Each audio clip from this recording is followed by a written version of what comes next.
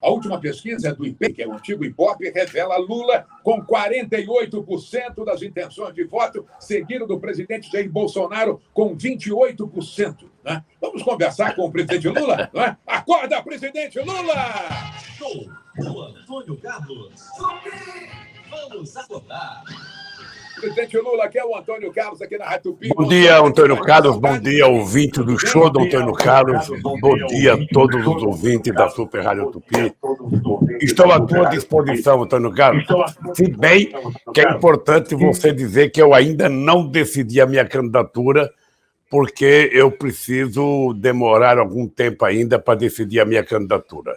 Mas eu acho que as coisas estão caminhando bem e é um prazer poder, nessa terça-feira, falar com você, querido. Não, ainda não, porque nós estamos discutindo uma aliança com alguns partidos políticos. Se discute muito o nome do ex-governador Alckmin, mas ele ainda não tem partido político, ele ainda não se filiou a nenhum partido político. Então, quando eu defini a minha candidatura e ele definiu o partido, quem sabe a gente consiga concretizar uma aliança política.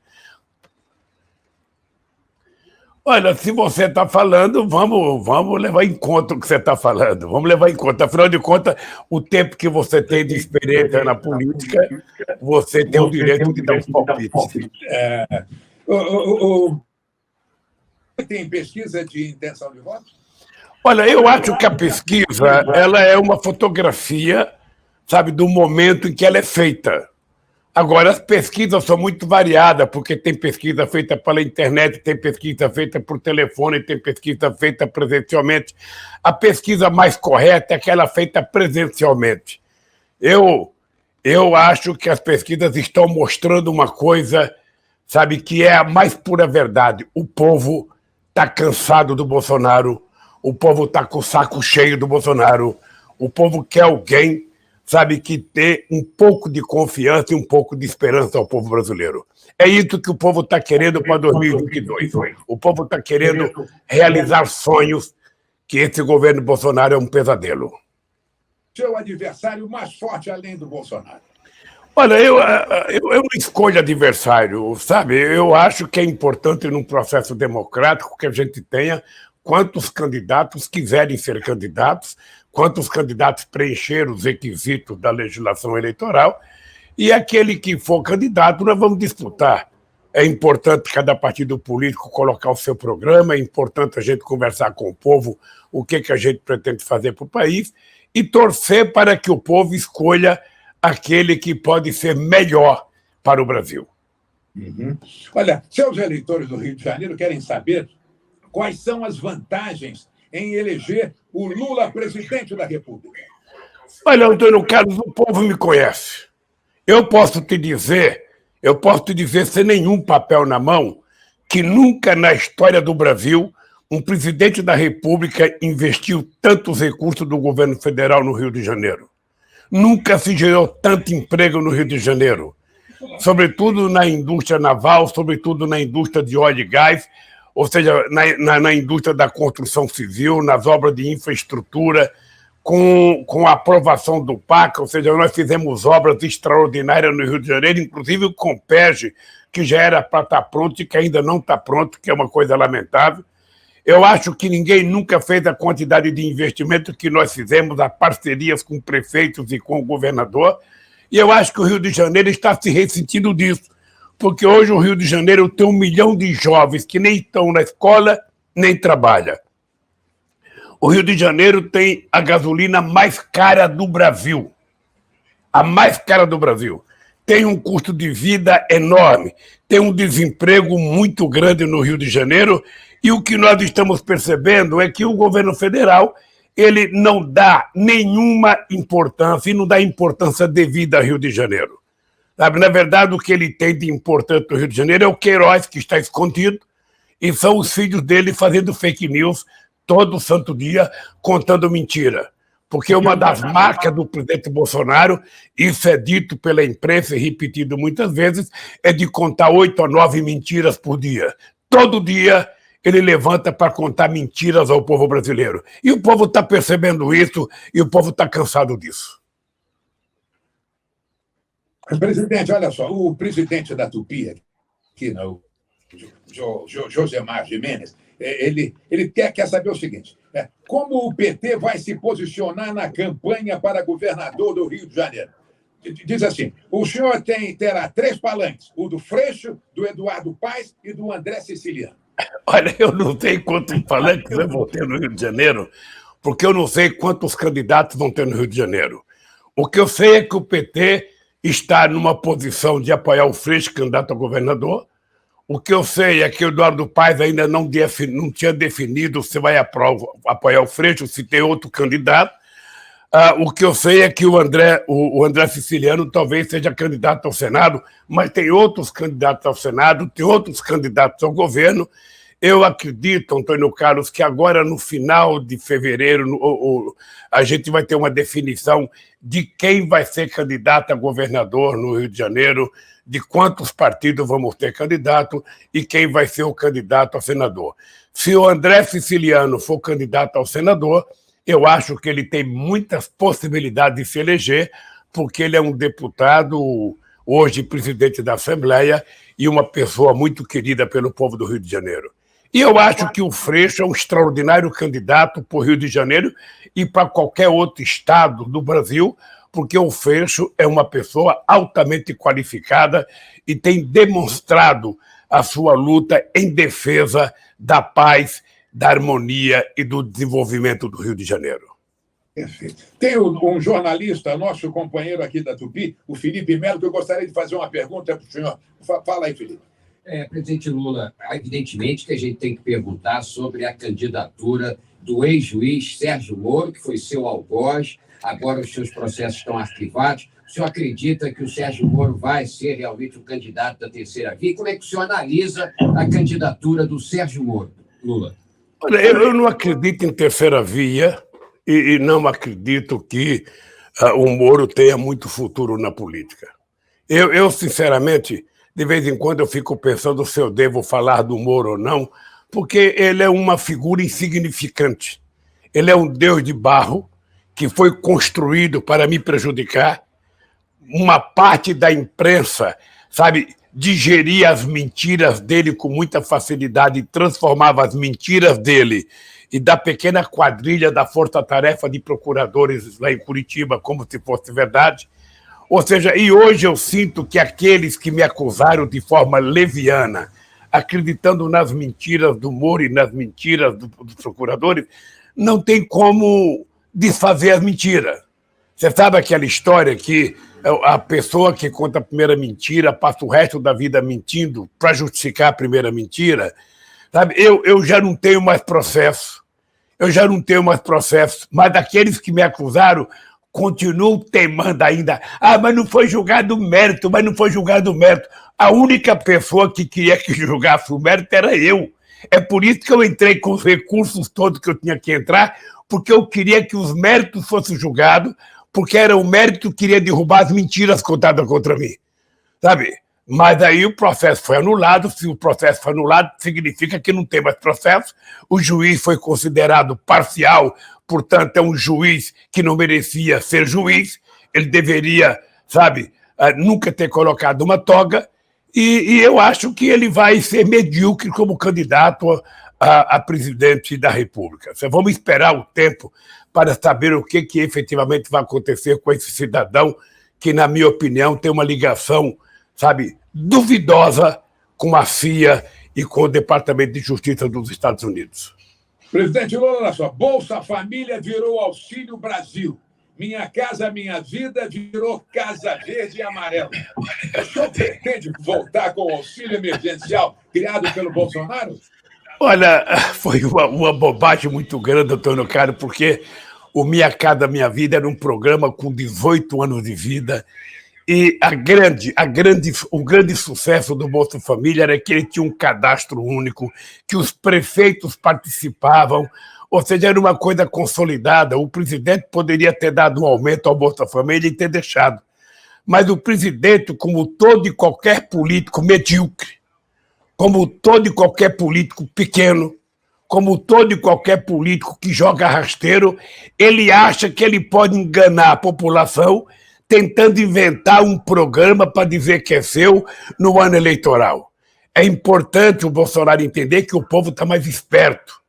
A mesma mentira não cola duas vezes. Ele já foi resultado da mentira em 2018. Foi a maior campanha de fake news e de mentiras feita no Brasil. Ele não participou de debate. Então, eu estou convencido que o povo brasileiro vai querer programas que sejam perenes, programas que sejam definitivos. E eu digo sempre, Antônio Carlos, que o que vai garantir e dar estabilidade à sociedade brasileira é o dia que a gente tiver pleno emprego nesse país, que as pessoas não precisarem de um auxílio do governo, que as pessoas possam viver às custas do seu trabalho. E é esse país que nós precisamos construir. Você está lembrado que no meu período de governo nós conseguimos criar 20 milhões de empregos com carteira profissional nesse país. Hoje, além do desemprego muito grande, nós temos o chamado trabalho intermitente, aquele trabalho que é, na verdade, um bico, que as pessoas trabalham quando tem, as pessoas não têm 13º, as pessoas não têm férias, as pessoas não têm previdência social, as pessoas estão desamparadas, sabe, como nos anos 50, nos anos 40.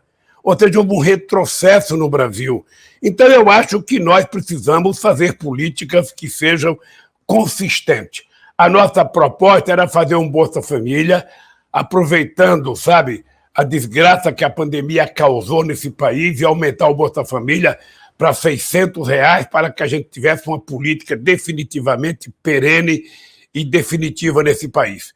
Vamos ver o que vai acontecer. Primeiro, eu não posso dizer o que eu vou fazer. Eu tenho que primeiro trabalhar, tentar ganhar as eleições, definir a minha candidatura e aí sim a gente vai dizer o que a gente vai fazer nesse país. O povo sabe o que nós somos capazes de fazer, porque é o melhor momento da história do Rio de Janeiro, de investimento em transporte, em tratamento de água, de esgoto, em investimento em renovação do sistema ferroviário, de metrô, de ônibus, foi no governo do PT, além dos grandes investimentos em educação, além dos investimentos na Petrobras, além dos investimentos na indústria de óleo e gás, além na indústria da construção, da indústria naval, que tinha só 3 mil trabalhadores e que nós fizemos ela chegar a 82 mil trabalhadores. Esse rio produtivo, esse rio gerador de emprego, esse rio oferecedor de esperança e de oportunidades é o que nós queremos reconstruir no Rio de Janeiro, junto com o povo do Rio de Janeiro, Antônio Carlos. Então, o nosso diretor-presidente aqui da Tupi, o José Maggi, está perguntando o seguinte, ele diz assim, os hospitais e as escolas federais do Rio de Janeiro estão pedindo socorro. Qual o seu plano para retomar o prestígio dessas instituições federais? Fazer o que nós fizemos. Fazer o orçamento, ser responsável para dar garantia aos professores, aos especialistas, aos pesquisadores, sabe, a capacidade das universidades funcionar na sua plenitude. Universidade sem dinheiro, sem laboratório, sem capacidade de pesquisa não vale muita coisa.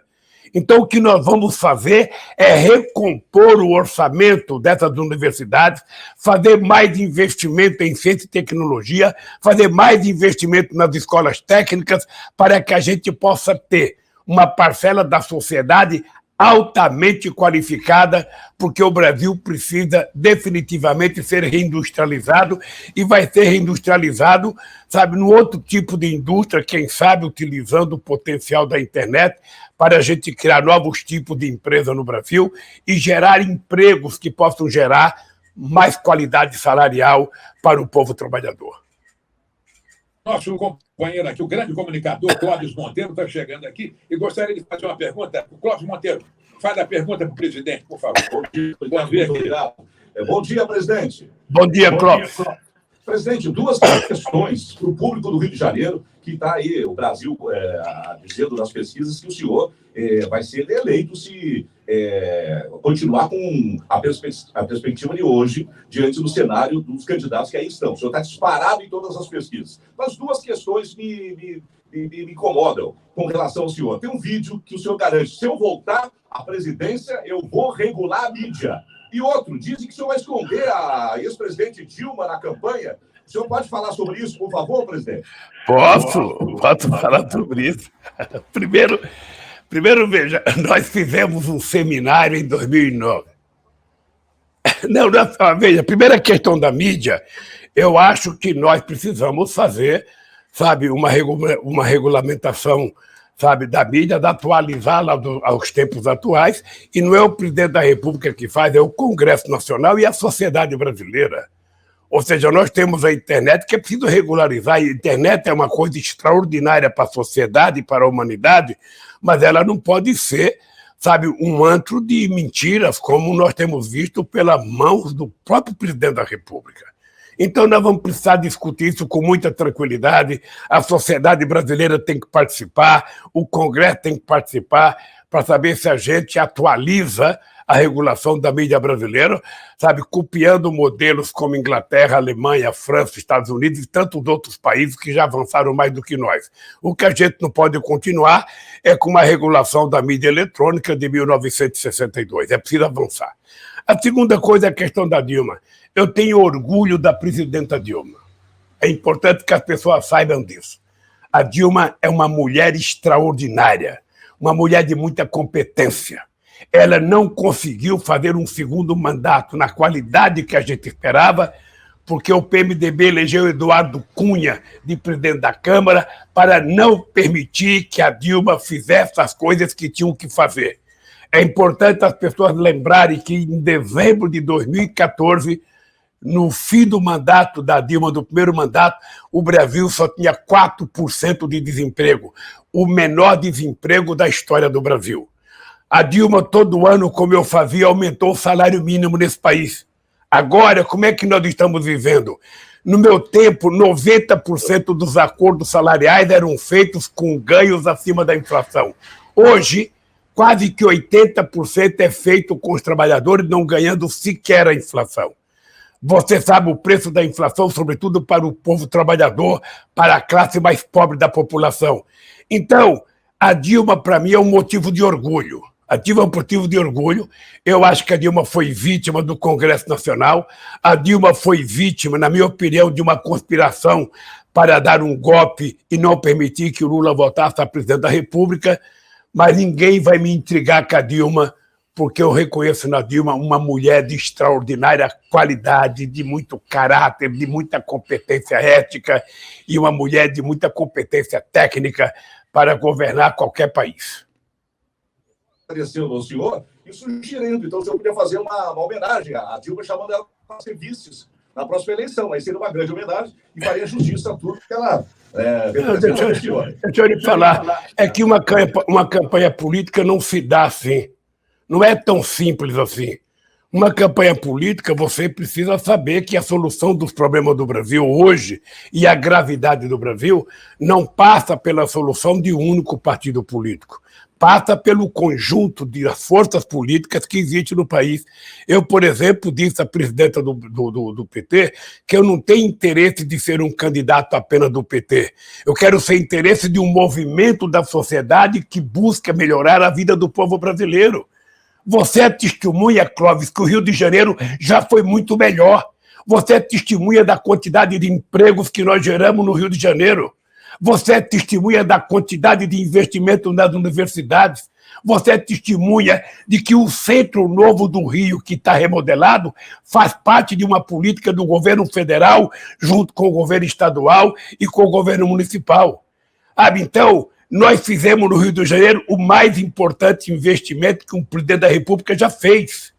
E quando eu dizia isso na campanha de 2006, eu dizia que investir dinheiro no Rio de Janeiro era a gente recuperar uma parte do patrimônio cultural que o Rio de Janeiro significa para esse país, no Brasil e no mundo.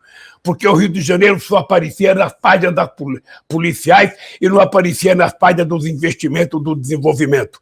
E eu tenho orgulho, porque nós levantamos a moral do Rio de Janeiro lamentavelmente, depois deixaram a peteca cair e o Rio está afundado hoje com desemprego, com mais de 1 milhão de jovens desempregados sem estudar, sabe, com a inflação muito cara, com a gasolina, 8% o litro da gasolina, coisas que não podem continuar efetivamente. Por isso é que nós vamos mudar e eu tenho certeza que o povo do Rio de Janeiro vai tomar atitudes para mudar o Rio de Janeiro e recuperar a beleza, o prestígio e a qualidade de vida do Rio de Janeiro. Presidente, obrigado. Obrigado, Antônio Carlos. Ô, meu querido, já entrei no horário do nosso Clóvis Monteiro. Presidente, infelizmente, acabou o programa. Acabou. Mas vamos fazer outro programa, marcar um outro... Antônio Carlos, você precisa promover uma reunião entre eu e a direção da Tupi e a gente convencer a direção da Tupi que agora, nessa época de campanha, o programa poderia ter pelo menos 1 hora, para que você pudesse fazer todas as perguntas que você quiser fazer, abrir o microfone para o povo fazer pergunta, para que a gente possa discutir. Uma pergunta de hoje. Aqui, o presidente Jair Bolsonaro fez alguma coisa como presidente que o senhor gostaria de fazer no seu governo? Olha, sinceramente, eu queria que vocês me dissessem o que ele fez de bom. Ele inventou o Queiroz, que eu não tenho por que querer inventar um Queiroz. Ele tem 3 filhos que mentem tanto quanto ele na internet todo santo dia. Ele conta 8 mentiras por dia. E todas as entrevistas de rádio que eu faço, eu pergunto para o jornalista que está me entrevistando se ele lembra alguma obra que o Bolsonaro fez. E ninguém lembra de obra porque o Bolsonaro não governa o Brasil. O Bolsonaro não governa o Brasil. Ele não tem uma proposta para a educação, para a saúde, para a tecnologia e, mais ainda, na questão da saúde, ele é o presidente que menos cuidou da saúde, inclusive ignora quase 630 mortes, disse que morrer criança é coisa insignificante, morrer velhinho é coisa insignificante, ou seja, é um homem que não tem sentimento, não tem coração, não tem sentido de fraternidade. Então, sinceramente, eu gostaria que vocês fizessem uma lista das coisas que ele fez nesse país, porque até agora eu estou esperando uma obra dele. Eu sei que ele foi a São Briel da Cachoeira inaugurar uma ponte de 18 metros. Né? Era, na verdade, uma pinguela, que ele chamava de ponte. Mas ele não tem feito nada a não ser refém do Congresso Nacional. Hoje, quem governa o Brasil são os deputados através do orçamento secreto. Você veja, o Bolsonaro, ele fez um decreto transformando as mazelas do Pazuello em 100 anos de sigilo. 100 anos. Não tem mais nada que mereça ter 100 anos de sigilo. Por que ele, então, deu para o Pazuello, sabe, uma segurança de 100 anos de não divulgar as coisas que o Pazuello fez? Então, sinceramente, o Bolsonaro é um acontecimento que jamais deveria ter acontecido no Brasil, Antônio Carlos. Ele é uma praga. Acabou o nosso horário, presidente Lula. Mas, olha, vamos fazer a reunião com a direção da Tupi aqui para conseguir mais espaço aqui para a gente fazer todas as perguntas, tá? Muito obrigado pela participação no nosso programa. Não é? Sucesso, presidente Lula. Não é? Um abraço, Antônio Carlos. Um abraço, querido.